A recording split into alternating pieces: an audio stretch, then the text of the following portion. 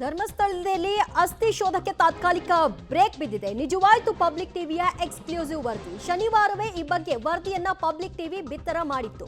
ತಾತ್ಕಾಲಿಕವಾಗಿ ಬುರುಡೆ ಶೋಧವನ್ನ ಸ್ಥಗಿತಗೊಳಿಸಲಾಗಿದೆ ಅಂತ. ಧರ್ಮಸ್ಥಳ ಕೇಸ್ನಲ್ಲಿ ಮಧ್ಯಂತರ ವರದಿಯೂ ಕೂಡ ಪ್ರಕಟ ಮಾಡೋದಕ್ಕೆ ಬರಲ್ಲ ಅಂತ ಸರ್ಕಾರ ಹೇಳಿದೆ. ತನಿಖಾ ಪ್ರಗತಿಯ ಪ್ರಾಥಮಿಕ ಅಂಶಗಳ ಬಹಿರಂಗವೂ ಕೂಡ ಇಲ್ಲ. ಸಿಕ್ಕಿರುವ ಅಸ್ಥಿಗಳ ಎಫ್ಎಸ್ಎಲ್ ವರದಿ ಬಂದ ನಂತರವೇ ಮುಂದಿನ ತನಿಖೆಯನ್ನ ಕೈಗೊಳ್ಳಲಾಗುತ್ತೆ.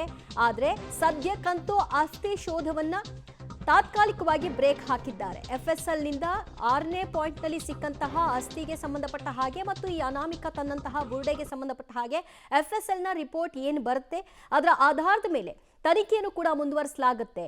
ಯಾವ ಆಂಗಲ್ನಲ್ಲೂ ಕೂಡ ಈ ತನಿಖೆಯನ್ನ ಕೈಬಿಡುವ ಪ್ರಶ್ನೆಯೇ ಇಲ್ಲ. ಇದರಲ್ಲಿ ಯಾರೇ ಪಾತ್ರಧಾರಿಗಳಿರಲಿ, ಆತನೇ ಬೇಕಂತ ಇದನ್ನ ಹೇಳಿರಬಹುದು ಅಥವಾ ನಿಜವಾಗಿಯೂ ನಡೆದಿರಬಹುದು. ಸತ್ಯ ಹೊರತರೋದೇ ನಮ್ಮ ನಿಜವಾದ ಉದ್ದೇಶ. ಆ ಕಾರಣಕ್ಕಾಗಿ SIT ರಚನೆ ಮಾಡಿರೋದೇ ವಿನಃ ಬೇರೆ ಯಾವ ಉದ್ದೇಶವನ್ನು ಕೂಡ ಇಟ್ಕೊಂಡಿಲ್ಲ.